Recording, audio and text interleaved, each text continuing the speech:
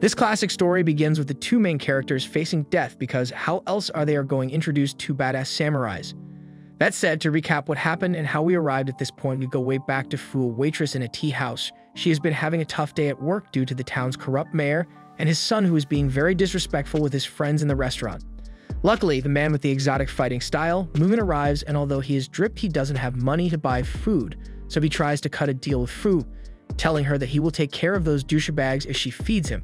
Fu didn't want to accept initially, but when she slipped and dropped the teacup on a guy's head, she found herself in a not-so-friendly situation.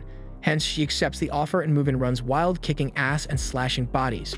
Meanwhile, on the outside, Jin finds himself in a samurai standoff against three guys who look tough, but were no match for his elegant sword style. Back inside, the douche blondie tells Mugen his father has 3 strong bodyguard samurai and that he will regret what he did to him. Unimpressed, Mugen tells the lackeys to get those samurai while he breaks the guy's fingers. Shortly after, Jin arrives at the restaurant and Mugen mistakes him for one of the bodyguards, so he attacks him. And oh boy, what a fight that was. The animation was smooth and the soundtrack was cool. Sadly, it was cut short by an idiot who lit the place on fire, which resulted in the pair capture. After being tortured and beaten, the couple talks a bit about their fight. "You are the worst samurai I ever fought. Your stands are all wrong, leaving you wide open in your technique. Oh lord, it is more sloppy than Adriana Chechik going all in. Yet you are the first person I couldn't kill," Jin said. Feeling honored, the king of swag shares his name with him, and then the wholesome moment gets cut by Fu, who is trying to free them but fail. So here we are on the day of execution. The boys hold their heads high as they know this is not the end, managing to free themselves from their bind, and with the help of the booba they flee the building. Later on, the pair attempts to restart their battle, but Fu stops them and tosses a coin, saying if it lands on heads then the pair can continue their battle. But if it lands on tails, they postpone their battle to help her find a samurai who smells of sunflowers. She wins the toss, so Jin and Mugen postpone their duel as the group gets chased from town. Now in the second town, the trio faces the reality that they have no money, no food, and no shelter. The three overhear rumors of an ogre on the loose, and like usual, Mugen offers to kill the local innkeeper for a free stay in the inn. Later, they come across a pretty good-looking lady who is stumbling in the woods. Our boy helps her, and so in return, she takes him back home. Later, it is revealed to be a trap set up by the first douchebag of the story. The woman poisoned our boy and told him that the medicine bottle is with the guy and that he should go and see him. The douchebag, along with his partner, the ogre, a man who has seen lifetime abuse for his size and appearance, has already killed the innkeeper, kidnaps Fu as a lure, and sets an assassin against Jin.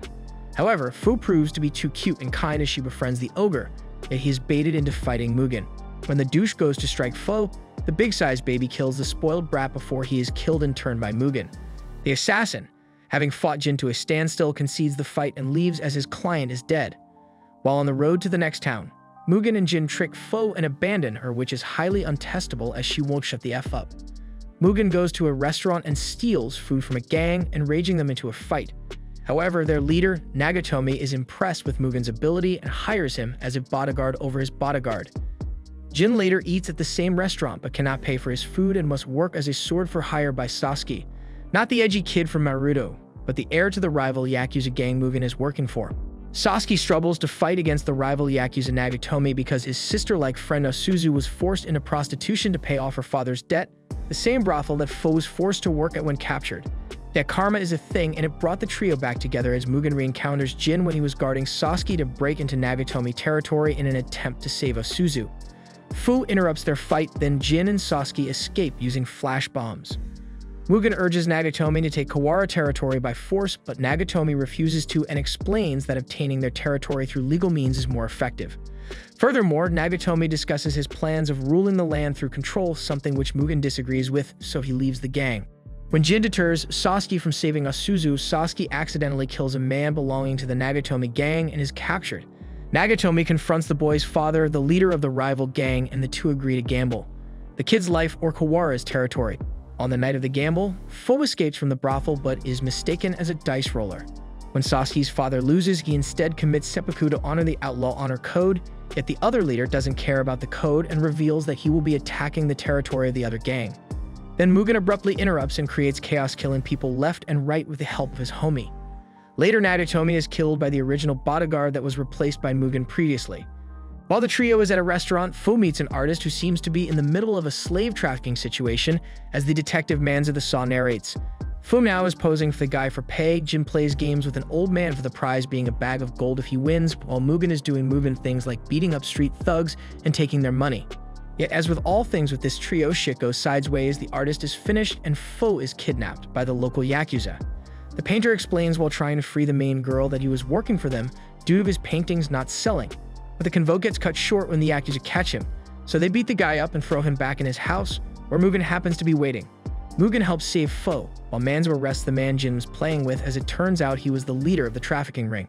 The old man throws a bag of gold coins to Jin as a part of their deal, securing the travel expenses for the next town. Now short of funds, the three enter an eating contest, with Jin and Mugen giving up their swords as payment, but they all lose to Joji, a European who happens to enjoy the company of men more than women, if you know what I mean. In exchange for a tour of the city, Joji agrees to return the swords, and the tour goes as you expect from your typical weed. He was fanning over everything and letting everyone know with his broken Japanese. While on tour, the group defends Joji from samurai enforcers seeking him as a foreigner. At one point when cornered, Joji, whose real name is Isaac, was revealed via a letter from the shogun to be a key figure in the Dutch East India Company. Thus the samurai leave him alone. Fu later asks Joji in private about the samurai who smells of sunflowers, showing him a skull with a loop. A fearful Joji warns her about showing it to anyone, directing her to Nagasaki. As usual, when visiting a new town, the boys head first to where food is, and while Fu, Jin, and Mugen are going to get some soup, Fu's purse is stolen by the thief Shinsuke, who also steals an important item from a local gang. Shinsuke tries to make a deal using Fu's money in exchange for some medicine for his mother's condition. Fu overhears, deciding to observe his house. She is caught by Shinsuke's mother, who explains the situation. Shinsuke's father abandoned the family many years ago, leaving her son to care for her alone. Later that night, Shinsuke visits the doctor that helps him treat his mother, but the type of medicine that can fully cure her is far more expensive. The next morning, Fu confronts Shinsuke, but they get attacked by the gang and forced to hide. While hiding, Fu and Shinsuke bond, Fu revealing her past with a missing father and sick mother. Meanwhile, the boys arrive at the scene and find out the guy who took the money has taken Fu hostage, so Mugen charges in and takes on the gang from earlier to rescue Fu, giving Shinsuke an opening to escape, but is killed by police during a fight, ending this event on a low yet realistic point. However, the singing swordsman Nagamitsu and two accompanying thugs are here to lift the atmosphere, as we find out they are on the hunt for Jin, challenging any glasses-wearing samurai they find. While at a restaurant, Mugen and Jin are infatuated with a well-rounded, busty woman. The thick mommy slips something in Mugen and Jin's drinks, knocking them both out. Meanwhile, a jealous Fu goes out to meet Nagamitsu and learns that Nagamitsu is trying to challenge a samurai wearing glasses. Realizing it might be Jin, she tries to warn them but finds both Mugen and Jin unconscious. The trio manages to earn money by doing some kick-ass tricks, earning them enough money equivalent to the amount that was stolen by the dummy thick lady. So the group heads to an antique shop to buy Jin eyeglass. There the group runs into Nagamitsu. One of Nagamitsu's followers challenges Jin to a duel, and of course he has the upper hand in the fight. But the guy is committed to this losing duel because he was blinded by revenge, saying that even if Jin kills him now, more students from the old school Jin was in will come after him to avenge their master who was killed by the man himself. That said, Jin ends up sparing the guy's life, yet the ungrateful Frick still vows revenge on Jin. Suddenly, a dog interrupts the conflict, as does the good-looking lady who seems fed up with Nagamitsu's shenanigans and drags him away. Several days after him, we now follow the group, who are approached by a guy selling travel passes, so they purchase them to cross the border of the next town, but they get detained and sentenced to death when the passes are shown to be fake. The border captain offers Mugen a chance to save his friends. Hit a criminal's head through a bandit-filled forest and return by nightfall, he tells him, with no other way and with the mission being easy enough for him, or so as he thought. Mugen gets chased by some bandits. He evades the warrior monks wearing Tengu masks but falls into a trap. One border patrol guy that was also following our boy finds out that he was imprisoned by the bandits, so after licking his snot away, the four-eyed weirdo attempts to free him but fails. However, he manages to escape the robs in the cell to then start a fire, giving them an opening to run towards the fields. During the chaos, Mugen fights the bandits who outnumber him. Luckily, the fire spreads into their field and releases hallucinogenic gases from burning all the grass. The fumes reach the border post, saving Fu and Jin from execution. As the guards become docile and the three reunite, Fu and Jin come across Mugen partying with the warrior priests. And with the holy folk, we continue our journey as the three are offered food by a priest if they clean his dojo. When Fu is doing errands, she hears about a string of mysterious killings, where the victims are all skilled samurai with a large bounty offered for his capture. Mugen is the only one interested, and while going to a bar to drink, a man talks to him about the mystery killer. Mugen realizes the man is the killer and attacks. During the battle, Mugen is briefly overwhelmed by the man's non-contact attacks before the police arrive, with him promising to fight Mugen on the next full moon. Later, we see Jin being suspicious of the priest to the point of holding him at sword point, saying he's too fast to be an ordinary old priest. The priest reveals that he is the killer's teacher. The guy learned the secret techniques surrounding Qi after being shipwrecked in China, and his violent ways cause the two split. Hearing this, Mugen trains hardcore in preparation for his fight and before he heads out to battle. Fu reminds him about his promise while Jin says, "Remember, I am the one who is supposed to slay you." After this kind of wholesome moment with the pair, Mugen fights against the fucked up hairline guy, and he is impressed with Mugen's skill. And when it finally looked like he had our boy on the robs, he blasted his Kamehameha wind cutter just to then be surprised that Mugen learned to do it too. Yet gets disarmed in the process, seemingly falling unconscious. When the man with the budget Vegeta haircut goes to deliver the final blow, Mugen pulls out a knife, killing him and ending his journey with the priest praying for his soul. Fast forward, and now the three are stuck in a town on a rainy night, trying to find work. Mugen trains a beetle for a bug tournament, eventually winning. Jin ends up meeting and bonding with a woman called Shino, who is very waifu material by the way. Sadly, she was contemplating drowning herself rather than selling herself into prostitution to pay her husband's debts. While she does become a prostitute the following day, Jin pays to be with her, and when he finds out her husband is beating her, Jin helps her escape. Shino buys her freedom from her husband, then Jin fights off the brothel guards while she escapes by boat. After that, the trio crashes in an inn to rest. Mugen steals Fu's diary that she has been keeping since they first started on their journey. What is funny is that when he opened it, he got shocked. Reason: he learned he can't read, so Jin takes it and reads it. The episode is a humorous recap on what has happened so far as seen through Fu's viewpoint. Yes, sir, you heard that right, it's a recap within a recap.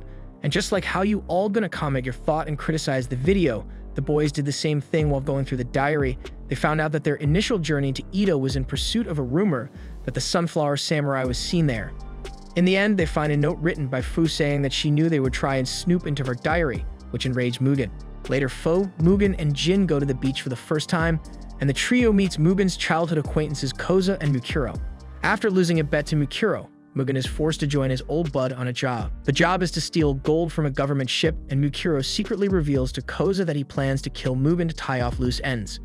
While Mugen is fighting the government officials, Mukuro blows up the ship Mugen was in. In turn, Koza asks Jin to kill Mukuro to avenge Mugen, so the man says okay, and they head to it, leaving Fu, who finds Mugen's body near the shore.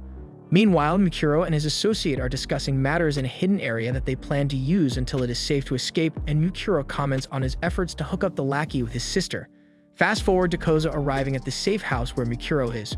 Mukuro tells his sister that the lackey is waiting for her. Suddenly, Jin appears and calls the douche out and kills him in revenge for Mugen, since he believes himself the only one worthy to kill the Swag King, which we all know is another way for him to admit that he likes the guy. That said, Jin realizes he has been tricked, and while trying to find the little rascal, he sees a weakened Mugen. Mugen confronts the lovebirds and effortlessly kills the lover boy. Realizing that Koza is deeply lonely, Mugen just ignores her, walking past the little bee and leaving her to her life without anyone who cares about her, as well as without the information about the gold the gang stole. However, not all things feel bad as the anime gods smile down on the gang. While fishing, the three discover a large bag of money, which they use to get a good meal in the next town, so good food transformed into what Mugen calls a human pig. And the spending didn't end there, as the boys ditched Fu to go to the town's red light district, where they crash into a hotel known for its good women. Funny enough, all the options were below mid except for one girl that Mugen scored by winning a game of rock, paper, scissors. Unfortunately, we find out the money is forged and not intended for the public. The local gang leader behind the forging believes a shogunate spy Yatsuha with our boy is responsible. We also learn that they have caught and tortured her partner. After hearing all this from the next room, Yatsuha uses Mugen for her ends, promising to sleep with him if he helps destroy Jinse's gang. And with the power of Horny by his side, Mugen became a one-man army, finishing everyone in sight and fulfilling his end of the deal. But sadly for our boy, when he finally goes for the prize, the ninja girl knocked him out and left him under a tree outside town. However, when she departed with her partner, she genuinely said promise to marry Mugen when their journey is completed. Fu, Mugen, and Jin continue to wander the woods. They get into a massive fight regarding their mission of finding the Sunflower Samurai. Impatient and irritated, Mugen angrily presses Fu for information about their journey, but Fu remains stubborn about revealing all the details. After things get too heated, the three split up and go their separate ways. Fu was briefly abandoned by her pet Momo and falls into a river. Mugen is misidentified as a Matsumi clan soldier and is attacked by a man Okiru. When Mugen asks who is he and who are these clan guys, hearing this, Okiru leaves him. Meanwhile, Jin is attacked by his former classmate Yukamaru. Not wanting to kill him, Jin jumps off a cliff. On the other side, Okiru rescues Fu from the river. While hiding, Mugen is ambushed by the Matsumi clan who mistakes him for Okiru. Mugen manages to defeat the Matsumi clan guys and capture a member who reveals that Okiru murdered an entire village, members of the Matsumi clan, and even his wife and daughter. On the other side, Fu asks Okiru to travel with her to find the Sunflower Samurai, but Okiru declines. Meanwhile, Jin is recovering from his fight with Yukamaru and overhears the Matsumi clan talking about Mugen and Okiru. Mugen meets Okiru again, and Okiru explains that the Matsumi clan spread disease into his village before setting it on fire to prevent it from getting out. Jin hears Fu's screams and finds out Yukamaru used her as bait to draw Jin out. Jin and Yukamaru fight, with Jin killing Yukamaru. They overhear explosions as the Matsumi clan interrupts Mugen and Okiru's fight. The Matsumi shoot Okiru with flaming arrows, and Mugen attacks them for interrupting their fight. The next day, the trio continues their journey, with Fu revealing that she is seeking revenge against the Sunflower Samurai for the sake of her mother. But for now, we are back in another restaurant where Fu realizes that Mugen is illiterate. A man with a hot temper decides to teach Mugen how to read, using excessive force during their training, which was very funny to see our boy being slapped around for the first time and not clapping back at his new sensei. In the next village, Fu was waiting for Jin, and Mugen is in a shed when a young woman named Yuri barges in, trying to hide from two guys following her. Yuri notices the necklace Fu is wearing and confirms it to be a Christian symbol. But then the thugs break into the shed, knocking out Fu and kidnapping Yuri. While the trio tries to find Yuri, Fu is caught, and Yuri reveals that the Sunflower Samurai's name is Shizo Kasumi. Mugen and Jin go to rescue the girls, and in the process, they expose a charlatan named Xavier who pretends to be Christian, so he can get weapons by tricking the Christian Japanese folk into making them. However, with the cat out of the bag, he tries to escape and ends up accidentally killing himself. The next morning, the trio says farewell to Yuri. Fu then reveals that the Sunflower Samurai is her father before heading to the next town. Fu, Mugen, and Jin meet a blind woman named Sara, who is a traveling musician. Because of her blindness, she can sense the emotions of the group. During their travels, the trio grows close to Sara, especially Mugen. One night, Sara asks Fu if it is okay for either Jin or Mugen to accompany her to her destination, and Fu chooses Jin, thinking Jin would refuse. However, much to her horror, Jin accepts and leaves with Sara. That night, Jin is attacked by Sara on top of an old bridge. Sara overpowers Jin, but Jin cuts the bridge ropes, sending them into the river. The next day, Fu and Mugen find Sara, and Sara lies that she could not find Jin. While investigating, Mugen finds Sara's damaged instrument and cane and realizes Sara is lying. He confronts her, but Sara attacks and is stopped when Fu shields him, and she leaves, conflicted in her feelings. Jin recovers, having been saved by a fisherman, and Sara is told by her employer to stop the three or her son will die. The three reunite, then Mugen has a final fight with Sara, which she deliberately loses. Mugen asks her why she held back before she dies, and Sara reveals that she has nothing to live for now that her son was already dead. The trio tries to go to Ikatsuki, where the Sunflower Samurai resides. An American ship crewed by baseball players arrives. The Americans want to do business with the Japanese by force, using intimidation tactics on the locals. A man wearing sunglasses makes Fu, Mugen, and Jin play baseball to get the American who sounds French in the dub to leave the town peacefully. Alongside an old man who dies during the match, Manza the Saw, you remember him from earlier, also played in the game. Ironically, a dogo with a bat in his mouth did better than him. Sadly, the dogo got a ball to the guts that dropped him down, just like what happened to the ninja wearing sunglasses who was killed during the game. With Mugen being the last man standing in a 1 versus 9 situation, he managed to clutch the game, injuring the American baseball team with his powerful throws, winning the match. All in all, this was a good comic relief moment before the shitstorm the characters will face when the final obstacles are revealed. Kariya Kabitoki, the Hand of God, is a powerful samurai who gets recruited by the shogunate to kill the trio before they reach Fu's father Shizo Kasumi, the Sunflower Samurai. Meanwhile, 3 assassins are also tracking the group, killing anyone that gets in their way. Mugen, Jin, and Fu finally arrive in Nagasaki, their final stop before Ikatsuki, but Fu is feeling sad about their journey ending, so she tries to find souvenirs before leaving them with a thanking note and heading alone to confront her father. Kariya meets Mugen and Jin and states that Fu's father was one of the leaders of the rebellion and that the shogunate was tracking the trio to find Fu's father. Kariya challenges them to fight. Meanwhile, Fu is attacked by the assassins. Mugen and Karya fight, with Mugen being easily defeated. If you thought it will not be a short fight, I guess you missed the point where the guy is called the Hand of God. That said, Mugen's fight with him really ends when the lunatic assassin arrives to tell Mugen and Jin to go to the church on Ikitsui to save Fo. Jin tells Mugen to go, and Karya expresses interest in killing the samurai who killed Inshiro Maria, Jin's teacher. It is revealed that Jin killed his master after Karya persuaded Maria to turn his students into assassins and later ordered Maria to kill Jin. Karya and Jin talk about how the age of the samurai is about to end before the two fight again, ending the duel with the Hand of God seemingly cutting down Jin. Meanwhile, the lunatic assassin is attacking Mugen on the boat to Ikitsui. It was close with our boy on the Robs, however, when the battle went underwater, Mugen killed him but not without being gravely injured. Then Mugen finds the head lunatic holding Fu captive, and he reveals that he and his benched brother were government officials that were on the ship Mugen and Nukuro blew up in misguided miscreants. The creep agrees to free Fo if Mugen gives up his sword, and Mugen agrees. After letting Fu go, he attacked Mugen viciously while Fu reaches her father. Finally, Fu confronts her father Kasumi, who is dying of illness. She is angry that he abandoned her mother to a life of hardship and loneliness, but she doesn't fulfill her revenge as he is already dying. Karya arrives to kill the man. He allowed Kasumi to say his last words to Fu, which was, "I always love you and your mother. Please forgive me if you can," and then the Hand of God stuck him down. He then turned on Fu, but Jin arrived to face him one more time, this time killing Karya with a secret move his teacher taught him as his final lesson. A move that gives him an opening but leaves him open. Thus, after using it, Jin too falls. Downstairs, Mugen is tortured by the creep, but he taunts him into reckless attacks and wounds him, giving him time to retrieve his sword. The two fight hard, but Mugen outsmarts him and kills the guy and his brother, who shot our boy in the back before blowing himself up in an attempt to kill Mugen with a hidden bomb. Then the trio reunited, all wounded up. Since Mugen and Jin successfully led Fu to her father, the two agree to fight each other to fulfill their promise of killing each other when the mission ended, despite Fu's protest. When they go for the strike, their blades shatter on impact, and the two agree to postpone their duel as finally, they consider each other friends.